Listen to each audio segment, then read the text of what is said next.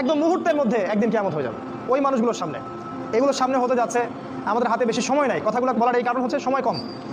তো এখন এই অবস্থায় একজন মুসলিম হিসেবে আপনার করণীয় কি? আমি কয়েকটা পয়েন্ট আপনাকে বলতে পারি 5 মিনিটের মধ্যে। এই কয়েকটা পয়েন্ট যদি আপনি একটু মেনে চলেন, ইনশাআল্লাহ আপনিও শেষ জামানায় সফল হবেন ইনশাআল্লাহ। যদিও বা এই জামানায় সফল হওয়া খুব কঠিন, খুবই কঠিন। নবীজি বলেছেন ঈমান ধরে রাখা এত কঠিন হবে যেমন হাতে আগুন ধরে রাখা কঠিন হয়। হাতে আগুন ধরে রাখা কি কঠিন? দেখেন, আমরা যারা ইসলাম ফলো করছি, আমাদের ইসলাম পালন করতে যদি এরকম কষ্ট না হয়, বুঝতে হবে আপনি সেই প্রকৃত ঈমান ধারণ করে নাই, যে ঈমান ধারণ করলে হাতে আগুন আপনি অনুভব করতেন। সত্যিকারের ঈমান নিয়ে চলেন, সমাজ আপনার শত্রু হয়ে যাবে, পরিবার শত্রু হয়ে যাবে, রাষ্ট্র বিশ্ব শত্রু হয়ে যাবে আপনার। তো নবী সাল্লাল্লাহু আলাইহি ওয়াসাল্লাম বলেছেন যে শেষ জামানে ঈমান ধরে রাখা খুবই কঠিন হবে। সকালে মানুষ মুমিন থাকবে, বিকেলে কাফের হয়ে যাবে। বিকালে কাফের থাকবে, সকালে মুমিন হবে। মানুষ দিনকে দুনিয়ার বিনিময়ে বিক্রি করে দিবে। এই যুগে সফল হবে সেই মানুষরা যারা এই ফিতনা মুক্ত পরিবেশে দিন পালন করবে। অনেক দূরের প্রত্যন্ত জায়গায় চলে যাবে, শহর থেকে দূরে, নগর থেকে দূরে, পাহাড়ি এলাকায়, অনেক দূরে কান্ট্রি সাইডে। ওই যে থাকে না কিছু মানুষ উপজাতির মতো, ওই রকম করে যারা থাকবে এরা নিরাপদে থাকবে। কৃষি জমি চাষাবাদ করবে, নিজের খাবার নিজে খাবে, মাছ চাষ করবে, গরু চাষ করবে, ছাগল পালবে, শহরের ফিতনায় জড়াবে না। নিজেরা নিজেদের কলোনি করে তুলবে আলাদা করে, অনেকটা মুসলিম ভিলেজের মতো। এরা সফল হবে। শেষ জামানায় সফল হওয়ার কয়েকটা পথ বলে দিচ্ছি। 1 নাম্বার, আপনাকে জ্ঞান অর্জন করতে হবে।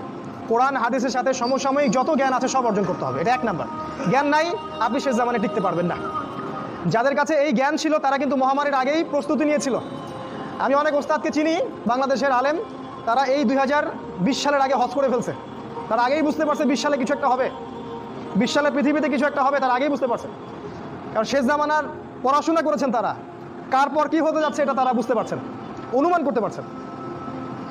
তাই জ্ঞান ছাড়া আপনি শেষ জামানায় টিকতে পারবেন না ভাই। জ্ঞান অর্জন করুন, 1 নাম্বার। 2 নাম্বার, জ্ঞান অনুযায়ী আমল করেন। যতটুকু জেনেছেন আমল করেন, কালকের জন্য অপেক্ষা করবেন না। আজকেই নামাজ শুরু করে দেন, দেনা পাওনা থাকলে আজকেই মিটিয়ে দেন। আজকেই পরিবারের সবাইকে ডেকে ওয়াজ করেন, নসিহত করেন যে দেখো সামনের দিনগুলো ভয়ঙ্কর, আমাদের জীবনকে গোছাতে হবে, যা করেছি তওবা করে আল্লাহর কাছে ফিরে আসেন। আল্লাহ পাক গফুরুর রহিম, আপনি তওবা করে এইমাত্র চলে আসেন, আল্লাহ মাফ করে দেবেন ইনশাআল্লাহ। আপনাকে আল্লাহ পাক পরীক্ষা করবেন আপনি সত্যিকার তওবা করেছেন কিনা। আপনাকে প্রমাণ করতে হবে নামাজের মাধ্যমে, জ্ঞান অর্জনের মাধ্যমে, ভালো কাজের মাধ্যমে, সদকা করার মাধ্যমে। সৎ কাজের আদেশ করবেন, অসৎ কাজে নিষেধ করবেন। আপনি ইসলাম পরিপূর্ণরূপে পালন করার চেষ্টা করেন। কোনো সরকার, কোনো সমাজ নেতা, কোনো রাষ্ট্রনেতা, কোনো পারিবারিক নেতা কেউ আপনার সাথে আপনার কবরে যাবে না। সোজা কথা, আপনাকে আল্লাহর সামনে একাই দাঁড়াতে হবে। কারো পরোয়া করে লাভ নাই, কোনো অজুহাত দিয়েও লাভ নাই। দেশটা ভালো না, বিশ্বটা ভালো না, সমাজটা ভালো না, সময় ভালো না, এগুলো বলে কোনো লাভ নাই। আমাকে আমার রবের সামনে দাঁড়াতে হবে। আমার ভালো আমাকে বুঝতে হবে। আমার ভালো, বাজারে গেলে একটা মাছ ভালো না খারাপ আপনি তো বোঝেন, তরকারি ভালো না খারাপ বোঝেন। দিনের ব্যাপারে বুঝতে চান না কেন? দিনের ব্যাপারে খালি হুজুরদের শরণাপন্ন কেন হচ্ছে?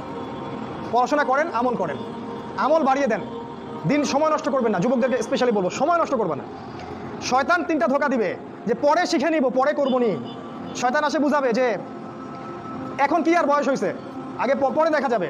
শয়তান বুঝাবে আমি এগুলো জানি তো, আর জানার দরকার নাই। এগুলো শয়তান বোঝাবে আপনাকে। এই শয়তানের ধোঁকায় পড়বেন না। সময়কে মূল্যায়ন করেন, আমল করা শুরু করেন, আল্লাহর ওয়াস্তে তওবা করে আল্লাহর দিকে ফিরে আসেন। আল্লাহ পাক তৌফিক দান করুন, আল্লাহুম্মা আমিন। 3 নাম্বার, সৎ কাজের আদেশ করেন, অসৎ কাজে নিষেধ করেন। পরিবার থেকে শুরু করেন। আপনি ব্যক্তিটা গড়ে তোলেন, পরিবারটাকে ইসলামিক পরিবারে গড়ে তোলেন। আপনার ছেলে, আপনার মেয়ে, আপনার স্ত্রী, আপনার সন্তান, আপনার বোন, আপনার মা, সবার ব্যাপারে মনিটরিং করেন, চোখে চোখে রাখেন। আপনি জানেন না আপনার ছেলেটা অনেক আগেই জেনাকারী হয়ে গেছে, আপনি টের পান নাই। ছেলের হাতে স্মার্টফোন তুলে দিয়েছেন, ছেলে গোপনে গোপনে 10টা প্রেম করে, আপনি জানেন না। ও দুধ খায় না এখন, মনে করছেন যে ও দুধ খায়, ও অনেক ম্যাচিউরড হয়ে গেছে। আপনার মেয়েকে দেখে মনে হয় খুব পর্দা করে, দেখেন ভিতরে ভিতরে কোনো ছেলের সাথে সম্পর্ক তৈরি করে ফেলছে। অনেক ঘটনা ঘটে যায়, আমরা সরল মনে অনেক কিছু করি। আপনার ওয়াইফকে দেখেন, আপনি যখন বাসায় থাকেন না, কি করে না করে মনিটরিং করেন। টিভি বন্ধ করে দেন, সিরিয়াল টিরিয়াল বন্ধ করেন। এমন কারোর সাথে মিশতে দিবেন না যে আপনার ছেলেকে, আপনার মেয়েকে, আপনার বোনকে, আপনার মাকে বিপথে নিয়ে যাবে। কঠোর হন পরিবারের উপরে, কারণ আপনাকে আল্লাহ পাক আপনার পরিবার সম্পর্কে জিজ্ঞাসাবাদ করবেন, অবশ্যই জিজ্ঞাসা করবেন। বিশ্বাস করেন আল্লাহ পাক কিয়ামতের মাঠে আপনাকে আপনার পরিবার সম্পর্কে জবাবদিহি করাবেন প্রত্যেকটা বিষয়। আপনি দাওয়াত দেন, চেষ্টা করেন, তারপরে যদি ছেলে বেলাইনে যায় সেটা তার ব্যাপার, ওর হিসাবও দিবে। নূহ আলাইহিস সালামের ছেলে কাফের হয়ে গেছে, ওর হিসাবও দিবে, সেটা আলাদা। কিন্তু আমাকে আমার চেষ্টা করতে হবে। পরিবার গড়ে তোলেন, সৎ কাজের আদেশ করেন, অসৎ কাজে নিষেধ করেন। 4, এই যে কোরআন এবং সুন্নাহর দাওয়াতটা পৌঁছে দেন মানুষের কাছে। দাওয়াতেই কাজ করেন ভাই, সময় নষ্ট করেন না।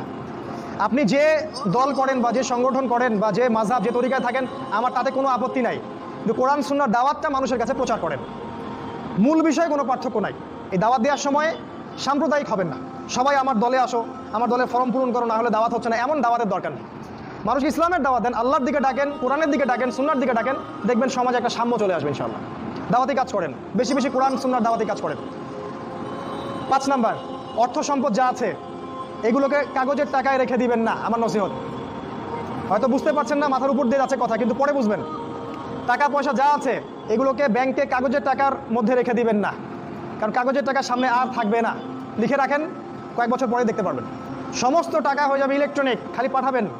ইলেকট্রনিক মানে আপনি টাকা ধরতেও পারবেন না, পকেটে রাখতেও পারবেন না, খালি জানবেন আমার অ্যাকাউন্টে এত টাকা আছে। এই পুরো ব্যাংকিং সিস্টেমটা পড়ে যাবে, থাকবে না। বিশ্বাস না হলে লিখে রাখতে পারেন, এই পুরো ব্যাংকিং সিস্টেম পড়ে যাবে, কাগজের টাকা থাকবে না। কি করবেন তাহলে? আপনি আপনার সম্পদটাকে সোনায় রূপান্তর করেন, কিছু সোনা করে রাখেন, জমায় রাখেন, রূপায় কনভার্ট করেন। এগুলোর দাম কখনো কমবে না। 100 বছর পরেও সোনার দামই থাকবে। তো 10 বছর পর আপনার 10 লাখ টাকার মান 10 লাখ টাকা থাকবে না, দাম পড়ে যাবে, আপনি সম্পত্তি হারাবেন। এইভাবে তারা সারা বিশ্বকে লুট করছে, এই কাগজের টাকা দিয়ে তারা সারা বিশ্বকে লুট করছে। এটা বুঝবেন না, পরে বুঝবেন। আচ্ছা, শুনে রাখেন। আর কি করতে পারেন? গবাদি পশু ব্যবসা ইনভেস্ট করেন। আরেকটা কাজ করতে পারেন, জমি কিনে রাখতে পারেন, এটা ভালো জিনিস। এই জিনিসগুলোতে টাকা কনভার্ট করেন, শেষ জামানায় আপনার কাগজের টাকা থাকবে না, আপনি ক্ষতিগ্রস্ত হবেন। এখন টাকা যদি জমায় রাখেন, শেষ জামানায় আপনি ক্ষতিগ্রস্ত হবেন। আমি অর্থনীতি নিয়ে যথেষ্ট পড়েছি আলহামদুলিল্লাহ, পড়েই কথাগুলো আপনাকে বলছি। আর কি করবেন? যদি সম্ভব হয়, শহর, আপনারা তো গ্রামেই থাকেন মাশাআল্লাহ, শহরে যারা থাকে তাদের উদ্দেশ্যে বেশি বলছি এটা, কারণ এটা অনলাইনে যাবে। শহর কেন্দ্রিক জীবন ব্যবস্থা ত্যাগ করতে হবে। শহরে আপনি বাঁচতে পারবেন না, টিকতে পারবেন না, শহরগুলো ধ্বংস হয়ে যাবে। আল্লাহ পাক বলেছেন, ওয়া ইম মিন ক্বরিয়া ইল্লা নাহনু মুহলিকুহা ক্বাবলা ইয়াউমিল কিয়ামা, কিয়ামতের আগেই প্রত্যেক নগরী আমি ধ্বংস করে দিব, আল্লাহ পাক বলেছেন। শহর থাকবে না, প্রত্যন্ত জায়গায় চলে যাওয়ার চেষ্টা করেন, গ্রামের বাসা ওইদিকে প্রজেক্ট করেন, ছোট ছোট মুসলিম কলোনি করে গড়ে তুলতে হবে। এই কাজগুলো করতে পারেন। আর কিছু করতে পারেন, শারীরিক প্রস্তুতি নেন, ফিজিক্যালি, যুবকদেরকে বলবো ফিজিক্যালি প্রস্তুতি নেন, ব্যায়াম করেন, ভালো খাবার খান, নিয়মতান্ত্রিক জীবনযাপন করেন, এলোমেলো জীবনযাপন করবেন না। আর নিয়মতান্ত্রিক জীবনযাপন করার সবচেয়ে উসওয়াতুল হাসানা হচ্ছে রাসূলুল্লাহ সাল্লাল্লাহু আলাইহি ওয়াসাল্লাম। উনার সুন্নাহ মাফিক জীবনযাপন করেন, আপনি ভালো থাকবেন। কারণ সামনের দিনগুলোতে আরও ফিতনা বাড়বে, এবং আমাদের এই যুব সমাজের এবং তার পরবর্তী প্রজন্মের শারীরিক অবস্থাকে নষ্ট করে দেওয়ার জন্য অগণিত খাবার বাজারে ছেড়ে দেওয়া হয়েছে, যেগুলোর মধ্য দিয়ে অসুস্থ হয়ে যাবে। তাই রাসূলের পদ্ধতি অনুযায়ী জীবনযাপন করেন, ভালো খান, ফ্রেশ জিনিস খান, ব্যায়াম করেন, শারীরিক প্রিপারেশন নেন, আপনি ভালো থাকবেন ইনশাআল্লাহ। এই কাজগুলো আপনাকে ইনশাআল্লাহ শেষ জামানায় বাঁচতে সাহায্য করবে। আর সর্বশেষ যেটা নাসিহা, সেটা হলো যে ইসলামের জন্য, ইসলামকে ভালোবেসে, আপনার জান থাকলে জান দিয়ে, মাল থাকলে মাল দিয়ে, সময় থাকলে সময় দিয়ে, শ্রম দিতে পারেন শ্রম দিয়ে, বা মেধা আছে মেধা দিয়ে দিনের জন্য কিছু করেন, দিনের কোনো খেদমত করে যান। এই কাজগুলো পরকালে আপনার জন্য সদকায়ে জারিয়ার মাধ্যম হবে ইনশাআল্লাহ। কারণ মানুষ যখন মারা যাবে, তার আমলনামা বন্ধ হয়ে যাবে, সাদাকায়ে জারিয়া খোলা থাকবে, নেক সন্তান খোলা থাকবে, এবং যে জ্ঞান আপনি মানুষকে শিক্ষা দিচ্ছেন, উপকারী জ্ঞান, সেটা আপনি কবরে শুয়ে শুয়ে পাবেন ইনশাআল্লাহ। তাই ইসলামের জন্য আপনার জান, আপনার মাল, আপনার সময়, শ্রমগুলোকে ব্যয় করুন। আল্লাহ পাক আমাদের সবাইকে দিনের জন্য কাজ করার তৌফিক দান করুন, আল্লাহুম্মা আমিন।